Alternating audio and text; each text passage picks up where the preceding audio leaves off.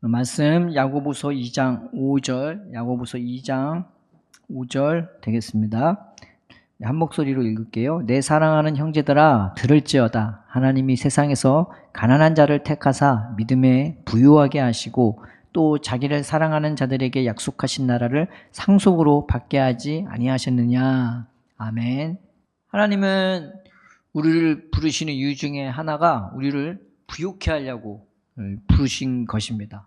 그런데 다른 것으로 이렇게 부유케 하는 게 아니라 정말로 예수 믿는 사람들에게 주실 부유함이라는 것은 하나님으로 말미암아 부유케 하려고, 그 하나님을 믿는 그 믿음으로 부유케 하시려고 이제 우리를 부르신 것이죠. 성경에 이렇게 하나님으로 말미암아, 이 믿음으로 말미암아 부유한 사람이 이제 여러 명이 있는데, 이제 그 한 명이 이제 다윗입니다. 다윗이 가진 부유함은 시편 4편 7절에 나와 있습니다. 주께서 내 마음에 주신 기쁨은 저희의 곡식과 새 포도주의 풍성할 때보다 더하다고. 그러니까 세상으로 말하면 세상에 여러 권력자가 있고 재벌이 있고 지위가 있고 권세가 있지만 하나님이 내 마음에 주신 기쁨은 그것보다 비교도 안 될 정도로 훨씬 더하다는 그런 표현인 것입니다. 얼마나 마음이 기쁘고 얼마나 마음에 부유함이 가득한지 다윗은 그 부유함으로 살아갔던 사람인 거죠. 그래서 이 부유함이 얼마나 큰지 다윗은 그가 약해 있었을 때, 가난해졌을 때, 누구한테 쫓김 당했을 때 그 부유함 때문에 그것을 참고 인내하고 견딜 수 있으면서도 오히려 다른 사람을 도울 수 있었고요. 그리고 그 부유함이 있었기 때문에 세상적인 권력과 지위와 부유를 가졌다 하더라도 그것을 자기를 위해 쌓거나 자기가 누리려고 쌓는 게 아니라 오히려 그는 승리하면 승리할수록, 이기면 이길수록 자기 안에 있는 부유함 때문에 세상적으로 가진 부유함을 기꺼이 남한테 나눠줬단 말이에요. 이게 다윗의 삶이었습니다. 그래서 다윗이 죽기 직전에 그 하나님 나라를 위해서 자기가 가진 재물을 다 줘버리고 가요. 야, 이거 갖고 아들들 너 이거 갖고 잘 살아라, 이게 아니고요. 이걸로 내가 다 주니까 너희들도 하나님을 사랑하는 마음으로 너희 재물을 다 너희가 각기 소원대로 열심히 바쳐갖고 그 나라를 위해서 수고하고 섬기고 나눠주라고, 그렇게 다윗의 삶을 그렇게 살았던 것입니다. 그래서 항상 이 다윗이 가진 부유함은 늘 그 심령에서 있었던 부유함이 있기에 그가 가난할 때는 가난할 대로, 또 그가 세상적으로 부유할 때도 자기의 있고 없음에 매이지 않고 하나님의 부유함 때문에 살아갈 수 있었던 자가 바로 이제 다윗인 거죠. 이런 다윗의 부유함이 있는 반면 또 한 명의 이제 부유함을, 하나님이 가진 부유함을 잘 표현했던 인물이 있었는데 그게 누구냐면 바로 사도 바울이었었습니다.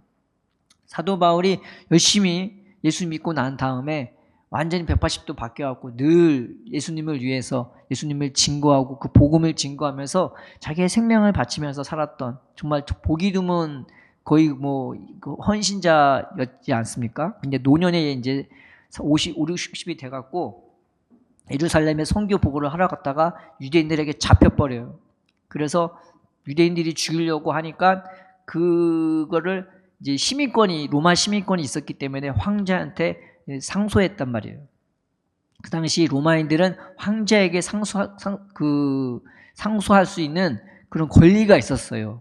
네. 그래서 그거를 사용했단 말이에요. 그러니까 함부로 못 건드려요. 그러니까 그 당시에 총독이었던 사람이 이 바울을 어디다 피신시키냐면은 가이사랴라는 그런 해변가 그 항구 도시에다가 거기다가 그 사도 바울을 집어넣었어요. 거기서 2, 3년 동안 사도 바울이 로마에 갈 때까지 기다리게 됩니다. 원래 그 도시가요, 원래는 헤롯이 그 황제를 위해서 지어준 휴양 도시예요.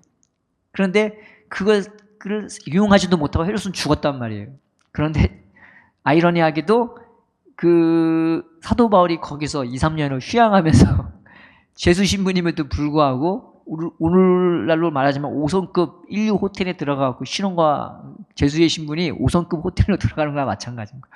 그래서 이 사도 바울이 그 하나님에 있는 부유함을 가지고 그 가이사랴에서 있게 됩니다. 노년의 나이였어요.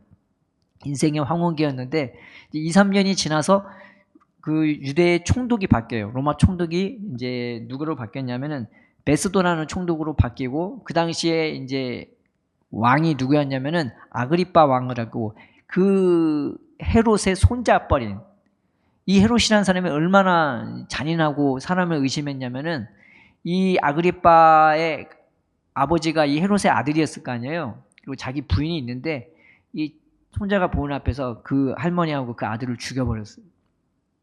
자기 왕권의 욕심을 갖는다는 이유로 굉장히 이 잔인한, 아주 잔악무도한 사람이었던 거예요. 그런데 이 사람이 뭘 잘했냐? 아부를 잘했어요. 그래서 이 헤롯 일가는 누구랑 친했냐면은 로마의 황제하고 연줄이 닿아갖고 황제의 총애를 받는 가문이었단 말이에요. 근데 이 아그리빠 왕도 황제의 총애를 받는 가문이었던 거예요. 그러니까 총독이 함부로 할 수 있는 그런 사람이 아니었고, 이 아그리빠도 로마의 총독이니 서로가 권력으로 이렇게 유착관계가 이인 그런 관계였단 말이에요. 그런데 아그리빠 왕에게 이 베스도라는 사람이 저 바울이라는 사람이 황제에게 항소를 올렸다고, 자기가 좀 들어보지 않겠냐고. 그러니까 아그리빠가 그러면은 우리가 한번 들어보자 하고, 자기보다 한 살 어린 그 여자 누이와 같이 그 다음날 베스도 총독과 같이 이제 사도 바울을 만나려고 하는 거예요. 그 신문 장소를 만드는 거죠. 근데 성경이 뭐라고 나왔냐면은 크게 위험을 갖추고 만났대요. 그러니까 온갖 휘황찬란한 옷으로 쫙 도배를 하고요. 온갖 휘황찬란한 장신구를 다 갖췄겠죠. 뭐 귀걸이면 귀걸이, 목걸이면 목걸이, 반지면 반지, 팔찌면 팔찌, 코걸이면 코걸이. 그러니까 큰 위험이라는 건 바로 그런 뜻인 거예요. 세상으로 봤을 때 제일 감나가고 빛나고 멋있는 그런 옷들로, 그리고 자기들만 그렇게 한 게 아니라 그 분위기가 얼마나 엄숙하고 또 수행원들은 얼마나 옆에다 달고 거기서 만났겠습니까? 그런데 이 사도 바울은 그 앞에서 이제 초라한 인생의 화공기를 겪은 5, 60대 할아버지란 말이에요. 근데 그 사람은 감옥에 갇혀갖고 2, 3년 동안 감옥에 있었고 쇠사슬에 매여 있는 사람인 거예요. 그 앞에서 그 하나님이 자기에게 주신 은혜를 변론하기 시작한다.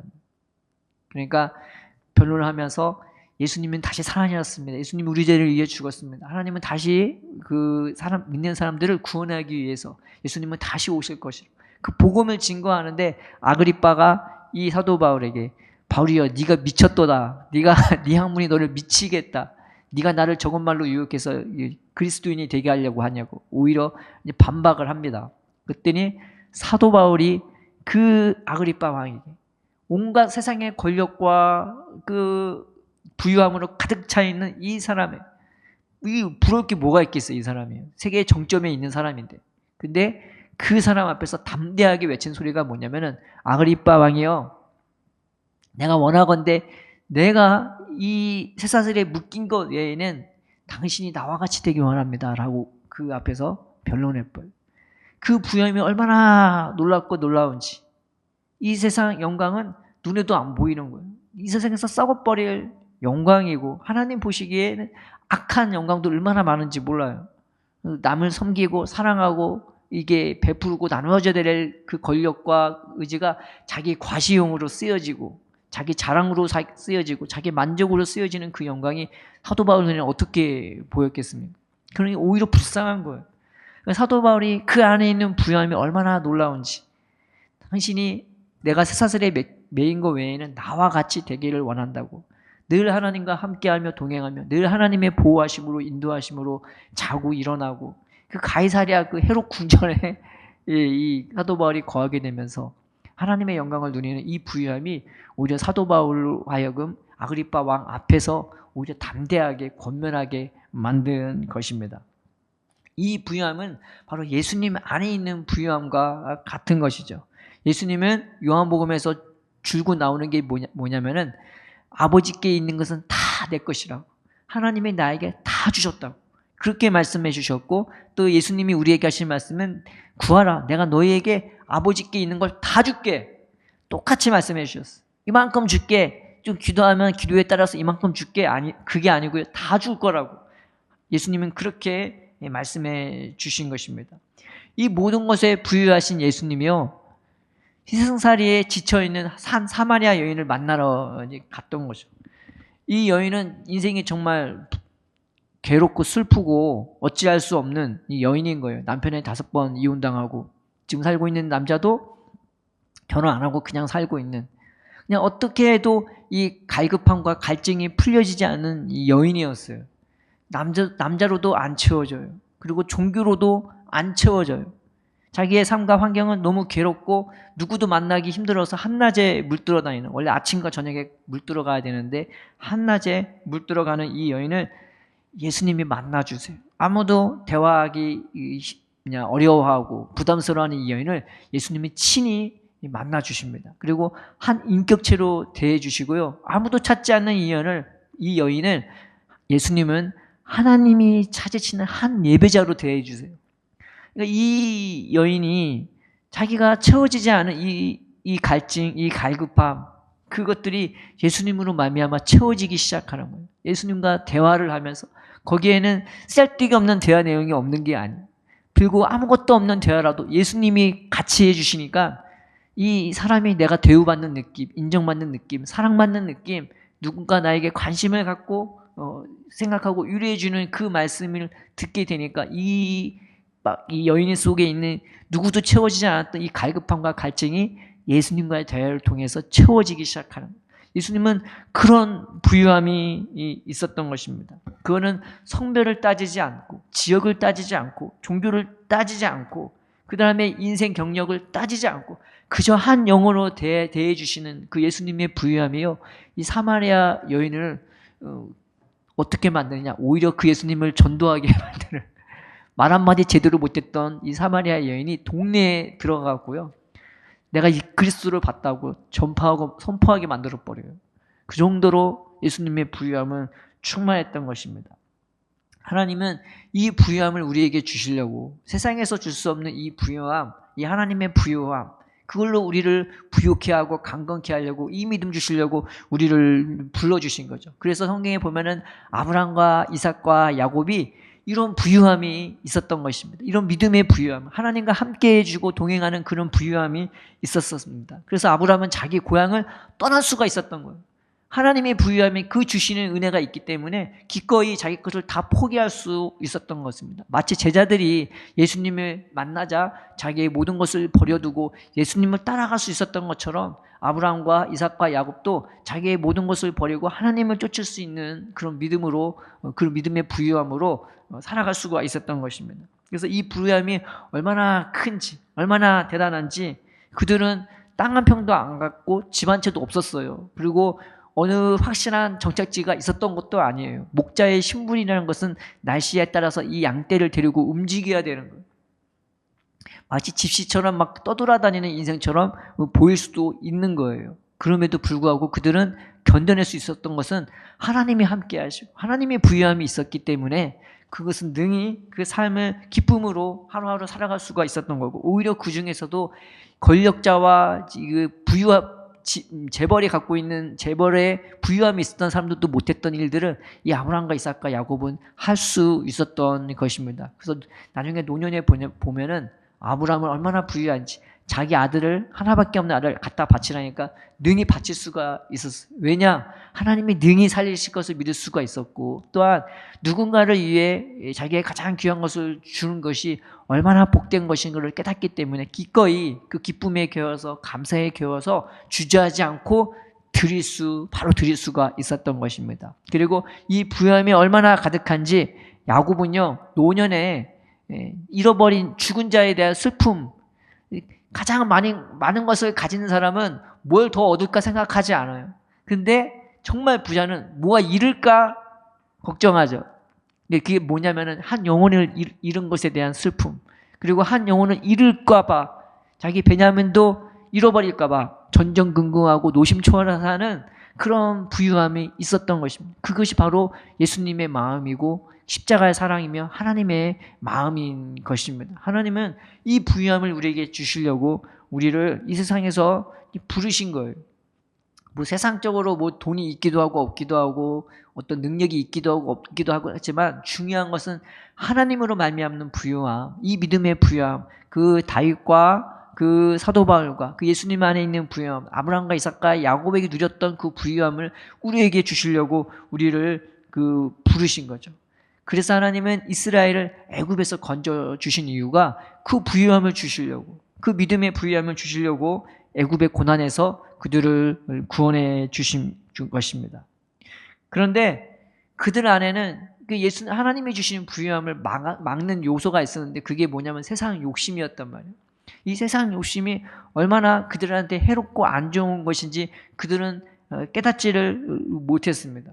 그래서 지금 당장 인생이 힘들고 어려운 것에서 벗어난 것은 좋아했지만, 그들 안에는 그들을 괴롭게 하고 무겁게 하고 찌르는 그런 가시 같은 욕심이 가득했던 거예요. 근데 하나님이 그들에게 부유함을 주시려고 하는데 그게 장애가 되는 거예요. 하나님이 그걸 고쳐주시려고 이스라엘 백성을 애굽에서 건져주셔서, 그래서 바로 가나안으로 간 게 아니라 광야를 거칠 수밖에 없었던 거예요. 그 광야에서 그들을 하루하루 돌보시고 인도하기 시작한 겁니다. 그래서 광야를 뭘로 부르냐면은 광야 교회라고 부르는 거예요. 이 교회가 왜 있습니까?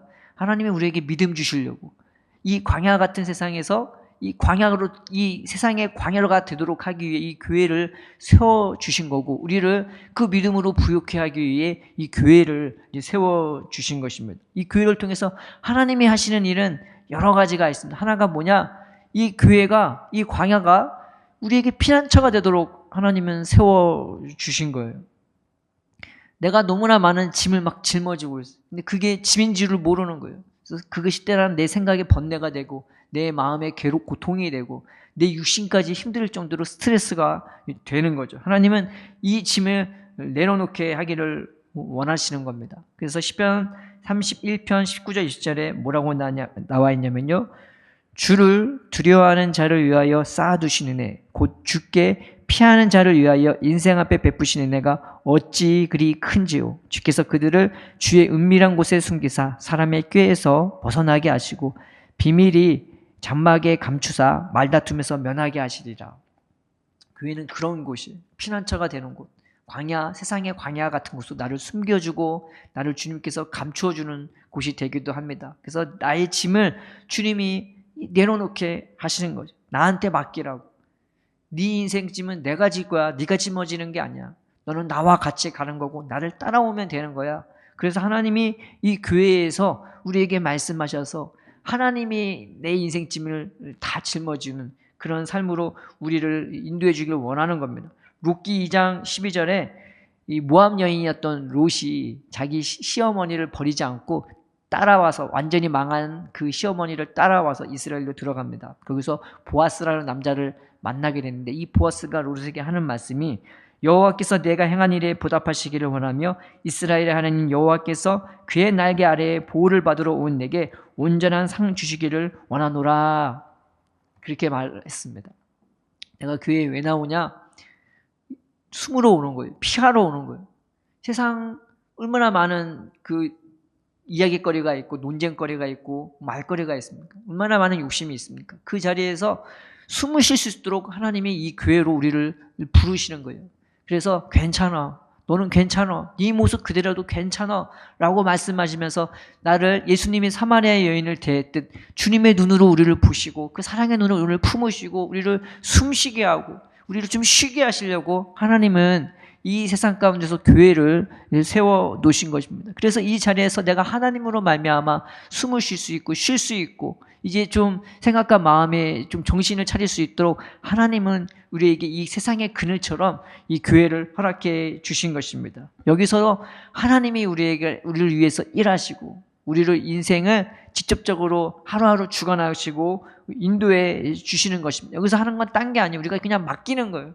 주님, 나는 이런 걱정이 있습니다. 근심이 있습니다. 주님이 맡아 주관해달라고, 주님이 인도해달라고 주님께 맡기는 그런 훈련을 하는 것입니다. 우리가 이 자리에 나와서 하나님, 내 인생 짐을 주님이 맡아주시고 내가 이제는 하나님으로 말미암아 살아갈 수 있는 그런 부유함을 달라고, 내가 하나님 때문에 부유하게 되고 믿음의 부유한 자가 되는, 그래서 세상 근심 걱정 염려로 막 찌들려 사는 인생이 아니라 하나님이 내 하나님이야. 하나님이 내 아버지야. 하나님이 내 인생의 목자야. 하나님 그 기쁨과 자유함과 소망으로 살아갈 수 있게 해달라고 우리가 주님 앞에 나아가면 되는 것입니다. 또 하나는 하나님을 따라가고 싶은데, 하나님을 인도하고 싶은데, 하나님은 또 우리를 그렇게 인도하고 싶은데 우리 속에 뭐가 있냐면은 모난 것도 있고 연약한 것도 있고 더러운 것도 또 추악한 것도 있고 완악한 게 있어요. 온갖 죄들이 우리 속에, 더러운 탐욕과 함께 우리 속에 있단 말이에요. 근데 우리는 이게 뭔지를 잘 몰라요. 안 보이거든요. 깨닫지 못하거든요. 그런데 그 추악한 모든 것들이 하나님이 여전히 나와 함께 하시는, 하나님의 내 인생의 인도자인데 그 사랑과 은혜를 못 받게 만들어요. 그 앞에서 하나님 어디 계시냐고. 이스라엘 백성이 불기둥과 구름기둥이 있는데도 하나님 어디 계시냐고 외쳤던 것처럼 우리는 내 인생에 하나님이 나와 함께 하시고 나를 보고 계시는데도 내 마음속에 추악한 모든 연약함 때문에, 모난 것 때문에, 간팍한 것 때문에 그 사랑과 은혜를 내가 받아 누리지 못함. 그러니 여전히 나는 가난한 사람처럼, 여전히 나는 하나님 사랑 못 받는 사람처럼 살아가고 있는 게 이 우리들의 모습인 것입니다. 하나님이 이 세상에서 우리를 이 교회에 모신 것은 바로 그런 것들을 드러나게 하기 위해서. 아, 하나님이 나를 사랑하지 않는 게 아니구나. 주님은 나를 사랑하는데 내 속에 무지, 미련한, 무관심 이런 것들이 하나님의 사랑을 못 받게 만드는 거예요. 그냥 믿기만 하면 되는 건데, 그냥 의지만 하면 되는 건데 이거를 못 받게 하는 거구나. 그래서 교회는 어떤 자소가 되냐, 세상에서의 피난처도 되기도 하지만 세상에서의 영적 치료소가 되기도 하는 것입니다. 다행히 교회의 머리는 보통 뭐라고 하죠? 우리가 예수님이라고 하잖아요. 교회의 주는 예수님이라고요. 예수님은 의인을 부르러 온 게 아니라 죄인을 부르러 오셨고요. 멀쩡한 사람 부르는 게 아니라 병든 자를 위해서 오셨던 것입니다. 그래서 우리는 감사한 거예요. 그래서 교회에서는 이 영적으로 내 안의 연약함, 완악함이 드러나기도 하는 겁니다. 때로는 말씀을 통해서 아, 나한테 이런 게 부족하지. 나한테 이런 게 죄성이 있지. 그렇게 깨닫기도 하지만은 어떤 사람의 죄를 보기도 해요. 교회에서도 막 다툼이 일어나고 시기가 일어나고, 근데 그걸 보면서 우리는 나 자신의 모습을, 아, 나한테도 저런 모습이 있을 수 있겠구나. 또 지금 아니어도 나도 모르게 저럴 수 있겠구나 하면서 나 자신의 모습을 돌아보기도 하고, 때로는 영적으로 훌륭하게 쓴 사람이 있어요. 막 여러 가지 어려움을 당하고 시험을 당하고 시기 질투를 당하는데도 여전히 믿음으로 서 있고 겸손하게 서 있는 사람을 보면서, 그 예수님 같은 모습을 보면서 나 자신의 모습을 돌아보기도 하게 되는 거예요. 아, 나한테도 저런 모습이 필요한 거구나. 자신의 연약함, 자신의 완악함을 깨닫고 그 회개를 통해서 치료받는 곳이 이 교회인 거예요. 또는 말씀을 통해서, 교제를 통해서 이런 여러 가지 연약함과 완악함이 드러나는 것은 지극히 정상적인 거고 하나님이 인도하시는 것입니다. 그래서 이런 것들이 하나씩 제거되면서 하나님이 거저 주시는 은혜와 사랑을 받아 누릴 수 있게끔 하나님은 우리를 인도해 주시는 것입니다. 또 하나는 하나님은 이 교회를 통해서 어떻게 우리를 부유케 하시느냐, 우리를 기도할 수 있게끔 만들어 주세요. 성경에 하나님이 이스라엘 백성을 애굽에서 건진 다음에 그들은 목말라서 부르짖고요. 그 다음에 배고파서 부르짖고 그랬단 말이에요. 막 줄이고 목마르게 만드셨어요. 하나님은 우리를 하여금 막 줄이고 목마르게 해서 하나님 앞에 갈급하게 나가게 인도해 주십니다. 어린아이가 뭐 달라고 하면 그게 얼마나 부모한테는 좋겠습니까? 모든 것을 다 가진 부모는요, 이 아이한테 뭘 해주고 싶은 거예요. 그럼 뭘 원하겠어? 이 아이가 아빠 나 이거 해줘, 엄마 나 이거 해줘 하면은 그게 그렇게 기쁘고 좋을 수가 없는 겁니다. 하나님 똑같아요.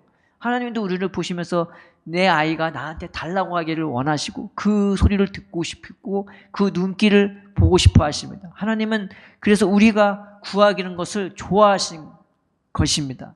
그리고 하나님은 이 사랑과 은혜를 우리한테 끊임없이 부어주기를 원하시는 겁니다.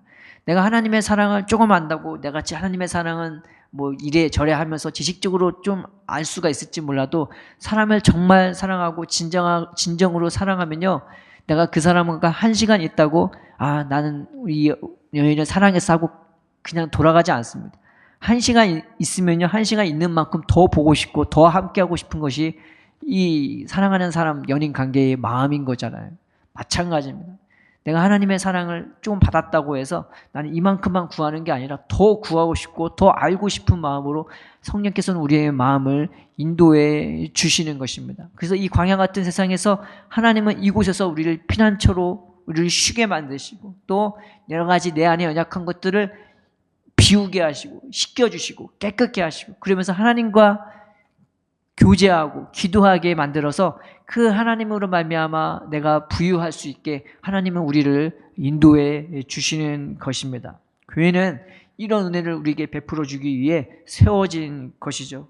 이 세상에 살아가면서 하나님, 내가 하나님으로 말미암아 부유해지기를 원합니다. 이 부함으로 내가 인도받기를 원합니다. 하나님은 세상에서 똑똑하고 잘났고 대단한 자보다는 성경에 보면은 가난한 자를 부르시는 게 하나님의 뜻이라고 말하고 있습니다. 무엇으로 부유케 하냐? 하나님으로 말미암아 부유케 하려고. 나와 함께 하시고 나를 여전히 사랑하시고 나를 인격체로 대해주시고 내 안에는 내가 알지 못하는 여러 가지 연약한 것들조차 살피시고 깨끗게 하시고 제거해 주시면서 나를 온전케 해주시려고 그 하나님의 사랑으로 부유케 하시고 그 하나님의 사랑으로 기쁨에 겨워 사는 삶으로 우리에게 허락해 주시려고 하나님은 우리를 부르신 것입니다. 우리가 이 부르심에 응답하면서 하나님, 내가 이 교회에서 주님의 은혜로 부유해지기를 원합니다. 이 교회를 내가 감사하게 여기면서 하나님, 내가 여기서 숨을 쉴 수 있게 하시고 여기서 하나님의 사랑을 받아 누리게 하여 주옵시고 내 마음의 눈을 활짝 열어서 주께서 얼마나 나를 향해서 진실하신지 그리고 얼마나 성실하신지 얼마나 나를 생각하시고 나를 아끼신지 깨닫게 해달라고 주님과 소통하며 교제하며 믿음으로 살아가는 우리가 되게 해달라고 우리가 주님 앞에 나아가는 저와 여러분 되기를 주님의 이름으로 축원드립니다. 기도하겠습니다. 살아계신 하나님 아버지 감사합니다. 하나님, 우리에게 이 놀라운 은혜를 주시려고 세상에서 먹지도 마시지도 못할 이 부유함을 주시려고 우리를 부르신 은혜에 감사함을 드립니다. 우리에게 너무나 많은 연약함이 있고 완악함이 있고 하는 무기력함이 있지만은 그러나 하나님, 우리를 이 교회로 부르셔서 하나님 우리를 깨끗하게 하여 주시고 여기서 짐을 내려놓게 하시고 숨을 쉬게 해주셔서 이제는 하나님과 대화할 수 있는 존재로 하나님과 얘기할 수 있는 존재로 주님과 교제하며 기도하며 응답받을 수 있는 하나님의 모든 것으로 채워질 수 있는 우리의 삶이 될 수 있도록 주님 인도하여 주옵소서. 세상 그 어떤 것도 하나님 우리가 눈에 차지 않되 하나님으로 말미암아 하나님 마음의 만끽함을 누리며 부유함을 누리며 살아갈 수 있는 우리 삶이 될 수 있도록 성령으로 우리의 마음과 생각을 주관하고 인도하여 주시옵소서. 감사하며 예수님의 이름으로 기도드립니다. 아멘.